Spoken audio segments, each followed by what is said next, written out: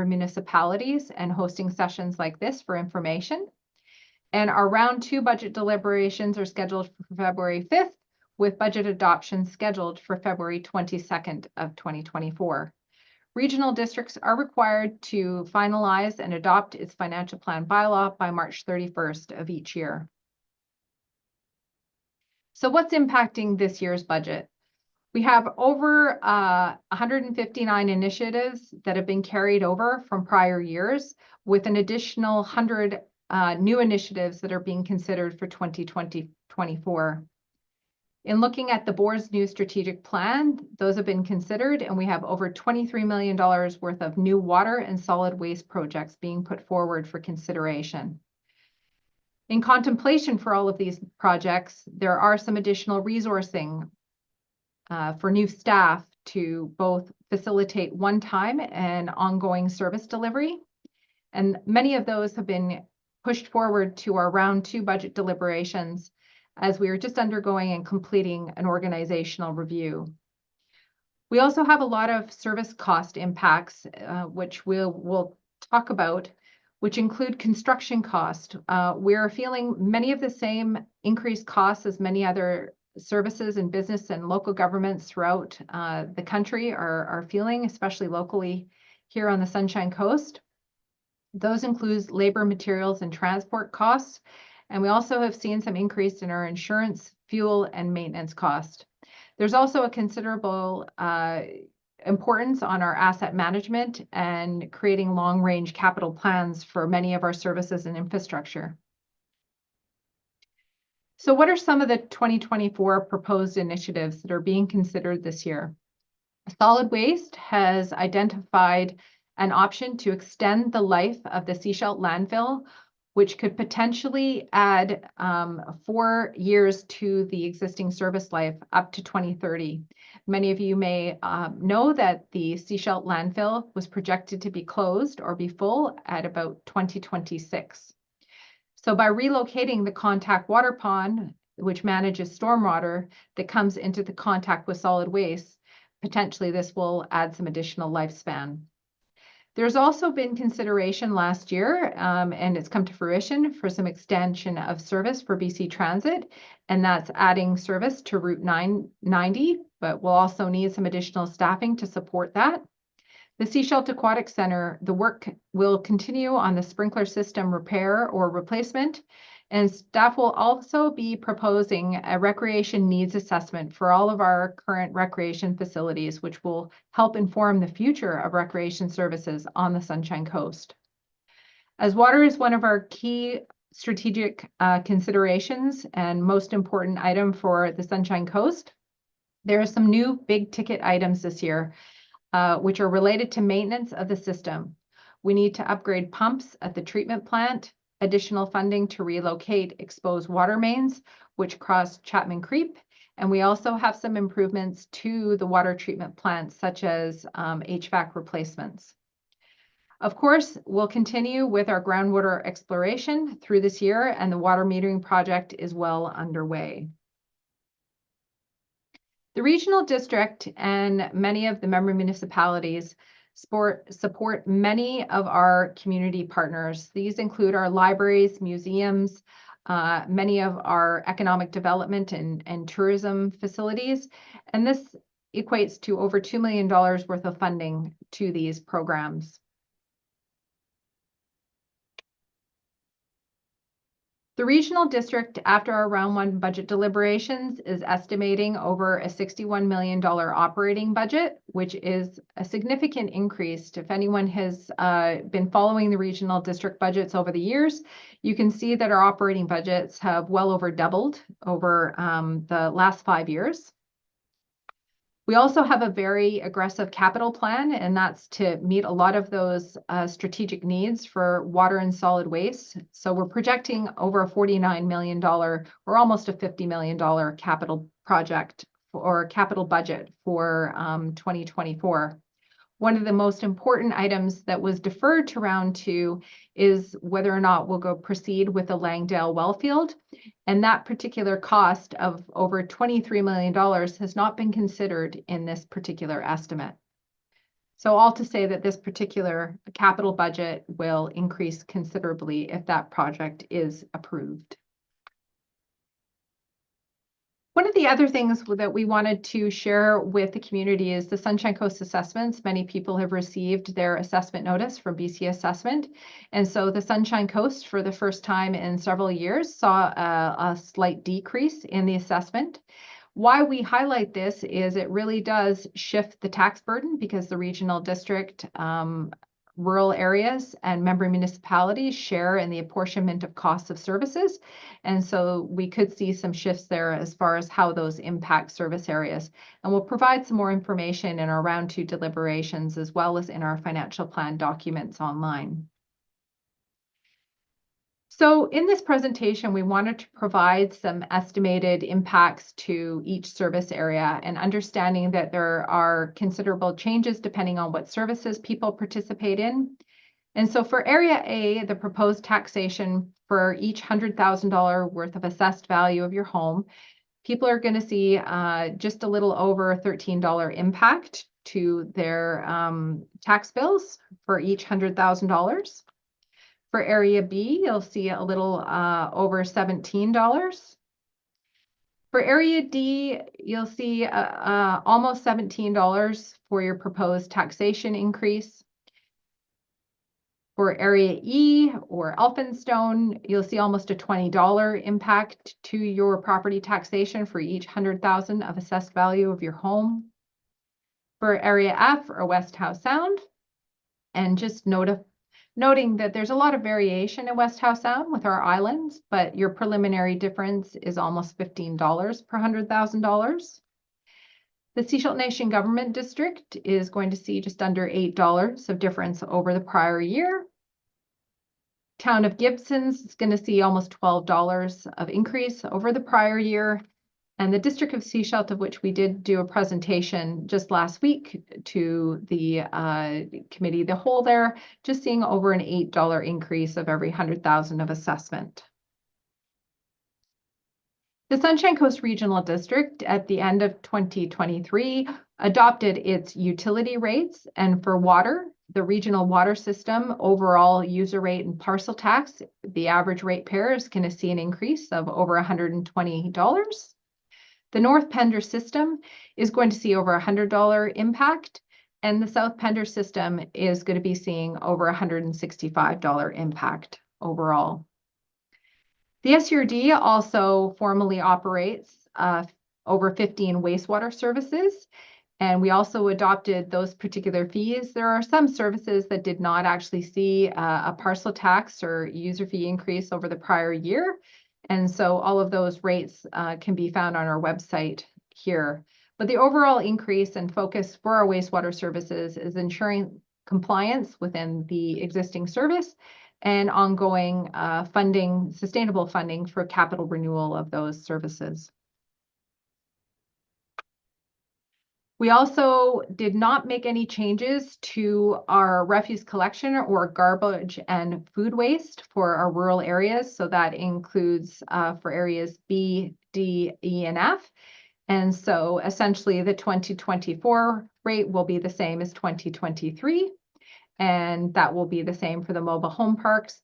And our community recreation parcel tax will see a slight decrease over the prior year, and there should be also a slight decrease for the Pender Harbor Recreation Facility. So no proposed increases for those two. So what next? We're concluding some information sessions this week, and we are going to hold another session on Wednesday evening at 6 p.m. Our final round 2, as we mentioned, is going to be on February 5th, and our financial plan bylaw adoption is scheduled to be adopted by the board on February 22nd. So with that, I'll stop sharing my screen and pass it over to Aidan to facilitate any questions you might have. Thank you. Thanks, Tina. That's 15 minutes on the button. Not sure. So as I mentioned at the start, a couple of ways that you can ask questions here this evening. You can use the chat function down the bottom. You can also use the Q&A, or you can raise your hand and I can promote you into the meeting here. So feel free to ask away. Tina, we got one here. Here we go. So, how does the SCRD prioritize between initiatives? How are proposed expansions and improvements to public transit considered? So maybe two questions there. First of all, how do we prioritize between initiatives first? We have both an internal process and one that then gets presented to the board. So internally, we have a pretty rigorous business case process. And so essentially, a lot of the criteria is factored on whether projects are non-discriminatory.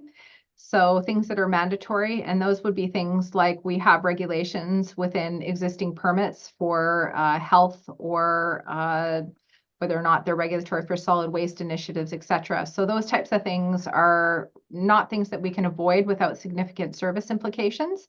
So those get rated higher and are included in the budget. Things that meet the board's strategic plan and strategic initiatives, and of course we have a very focused, so those rate very high. And essentially we rate them from there. So then we go to non-discretionary items. So both internally and the board navigate initiatives in that way. And I think, an example maybe, Tina, of one of the non-discretionary will be, let's say, for example, the dam projects that we have going on. We're right in saying that essentially we got a couple of dams there that, have to be fixed up right to bring them into regulation. So, and the second part of that then was asking about proposed expansions and improvements to public transit, how they're considered. And I'm not too sure if we may have the answer at hand. Well, I'll give a very simple answer. And of course, our subject matter experts are not online, but the very simple form is that there was a considerable engagement process that occurred, I think, over probably more than just last year. And so BC Transit was also part of that analysis.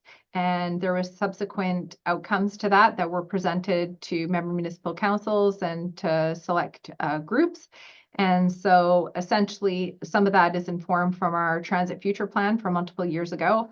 And so the focus really is, and the desire is to add more frequent service. And so that has been approved starting late next year. Right. Thanks, Tina. Simon, thanks for joining us this evening. Simon's talking water taxes, saying they've been increasing massively over the past few years, around $100 per year. Can we give a sense of will that increase slow down, I guess, anytime soon? Well, not knowing specifically what water service you participate in, so we operate three, and all three acknowledging that they have seen considerable impacts. I think what we're facing, like many local governments, many have been in the news. There is really just a recognition that local governments now that are starting to get more of a handle as to what the true cost of a service is. That's why we've seen probably a rapid increase over the last few years, because we probably were not funding the service to the level that it needed to be. And so we're playing catch up. We also have a lot of things like climate change implications that are happening and a lot of deferred infrastructure needs. So it's like a perfect storm that is culminating, and ratepayers today are probably paying for things that should have been done years ago. So will it stop? I can't foresee that will be the case. What we're trying to do is provide ratepayers with the runway. What can they expect coming forward? And we're also proposing volumetric billing coming up in the next few years. And so we'll be changing our rate structure as well. So people who conserve water or don't use as much will benefit from that.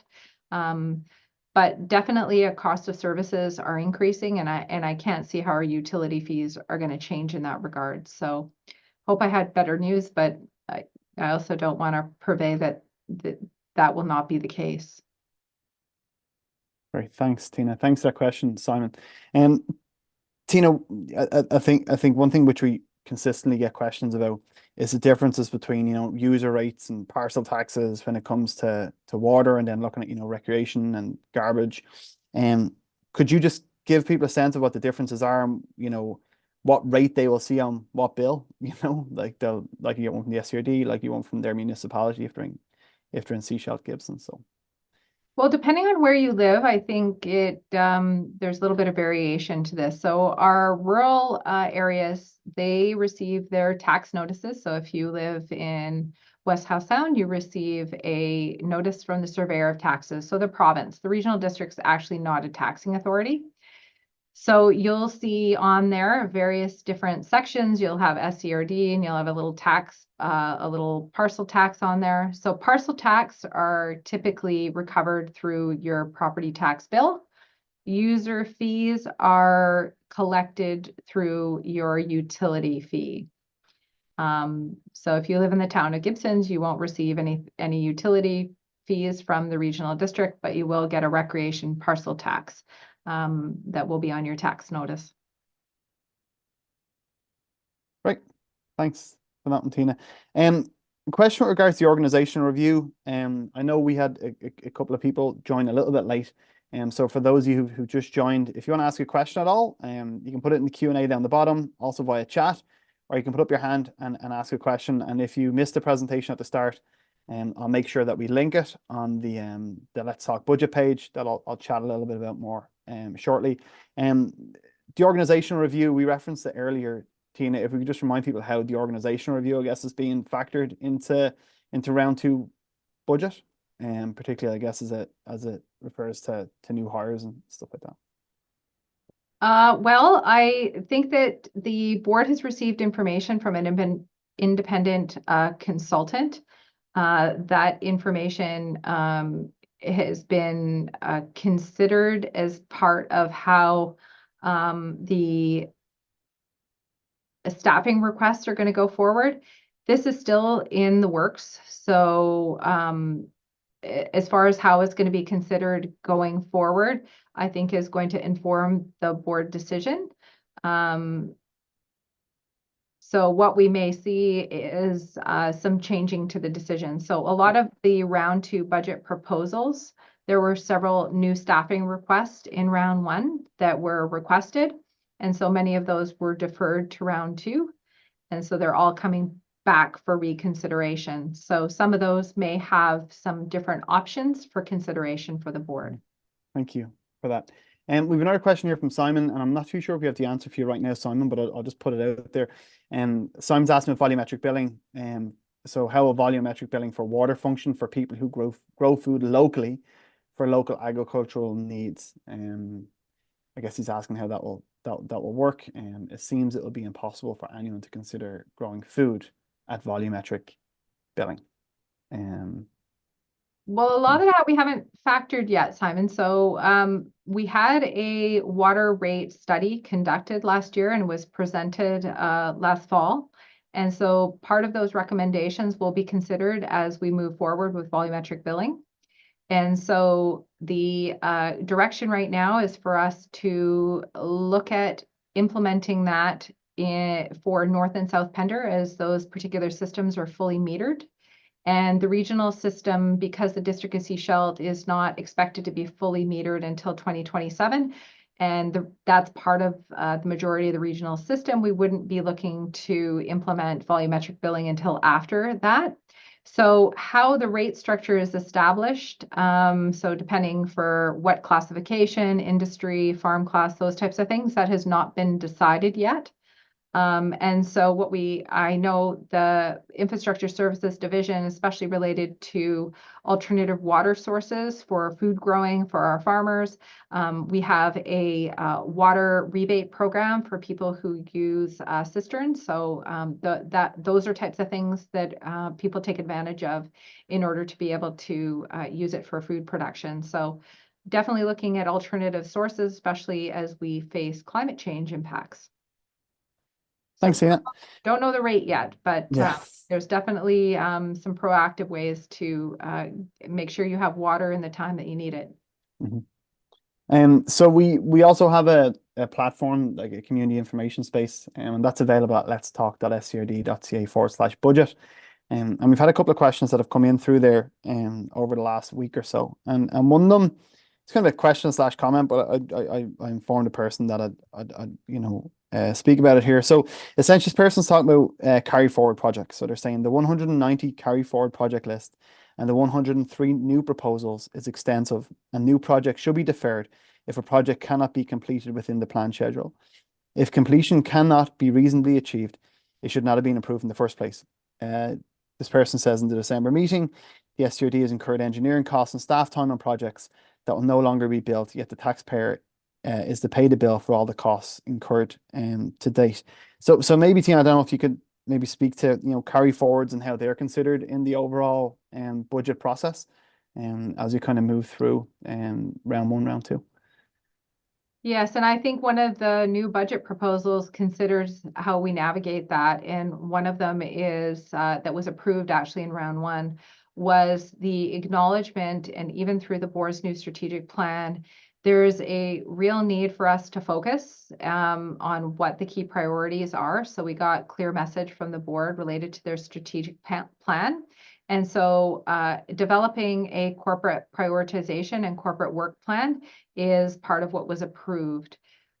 When we present budget proposals for consideration for the board, one of the main things we present to them before there's any new decisions is an acknowledgement there's a significant workload on the docket, but also acknowledging that some of these projects were never intended to be single year projects. We have some years that we know will be 2 or 3 years in the making.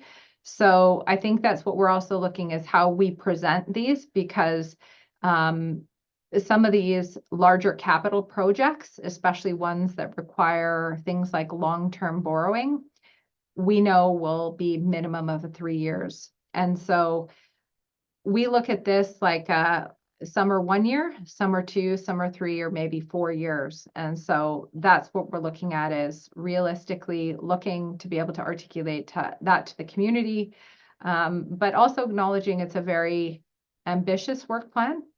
And I think it doesn't discredit that these things all need to be done. It's how do we do them and when do we do them? Great. Thanks for that, Tina.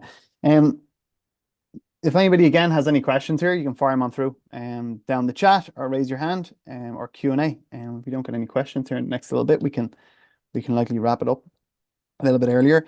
Tina, we were chatting earlier, and I was asking about earlier this week, and I was asking about other jurisdictions. And that's a question we get asked a lot, is how we compare to other jurisdictions. But I guess it's not just as simple as kind of putting a percentage on the table, seen as like different jurisdictions offer different services. So I was maybe wondering if you could just elaborate on that just a little bit more, because that is a question that comes up quite a lot, right? Is, people see somewhere else maybe with a lower taxation rate, and yeah. Yes, so in speaking to many CFOs or people who are responsible for finance throughout the province, I think one of the largest themes that you're going to see over the coming years, so whether it's the city of Vancouver, the city of Osoyoos, there was just an article, Cathet Regional District. Local governments have focused on keeping taxes low, at potentially the detriment of what existing services need to be funded at. And so that seems to be coming to a head in many communities. There can be many factors associated with that, and that's where we all differ in the province.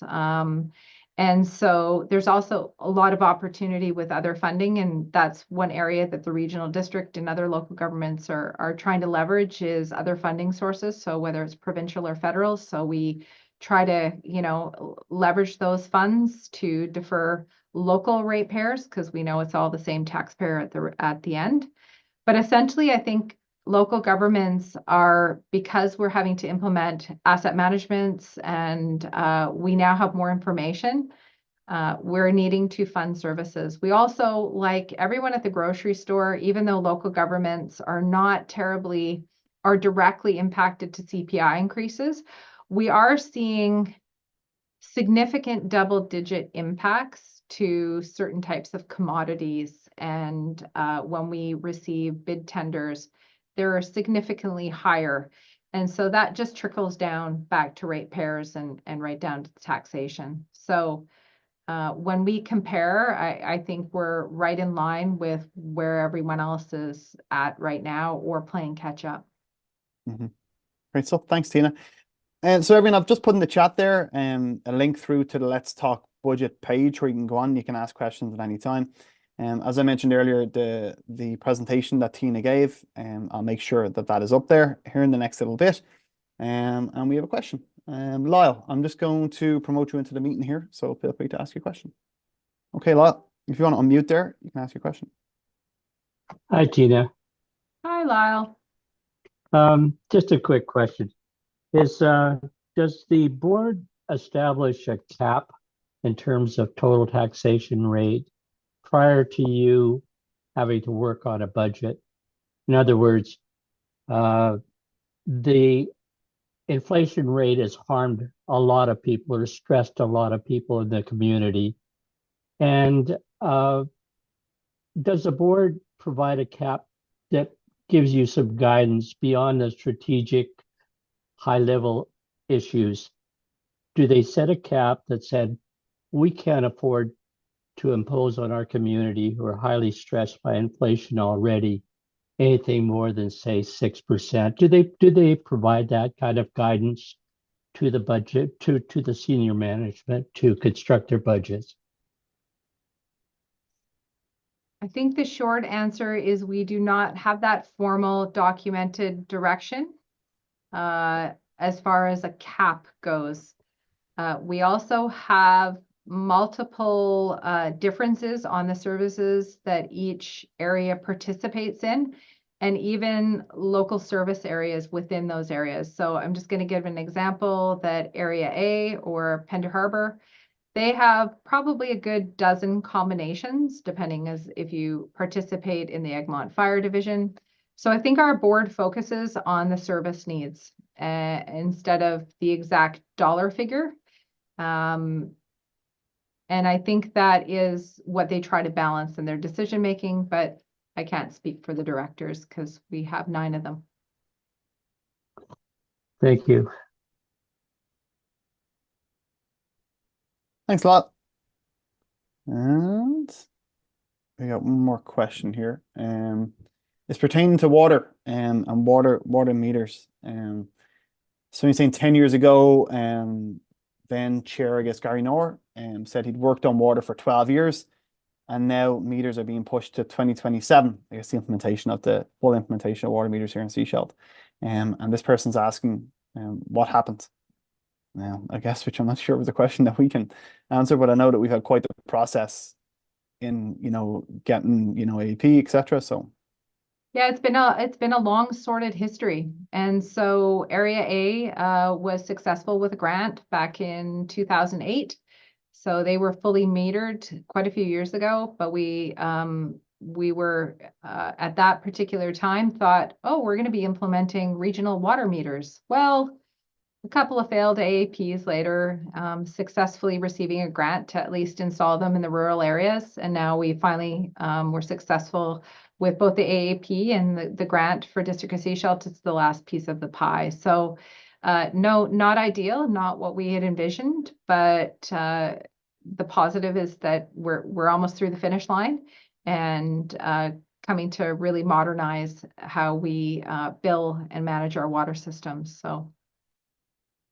And just to add, it looks like we're looking at the wider, I guess, residential install of water meters happening here in the next kind of 3 to 4 months, which is great as well. So I'm not seeing any more questions. If you have one, please feel free to put it in the chat or the Q&A or raise your hand. So again, we've got another information session coming up this coming Wednesday at 6 o'clock. And so feel free to join us there again if you want to see the presentation again, and if you want to maybe ask a couple of questions, you're more than welcome. As well, this session has also been streamed on YouTube, so feel free to share it with community members or community groups if you're involved in them. And also, as I mentioned earlier in the chat, you can ask questions at any time at letstalk.scrd.ca /budget, and we keep that page fairly well updated with new agendas and all that type of information. And Tina, just remind, round 2 budget is coming up February 5th, right? February 5th, then we may go into the 6th, but hopefully not. Okay, great stuff. So I'm not seeing any more questions. So thanks for your time tonight, Tina, and thank you everybody for joining us. Thank you. Thank you.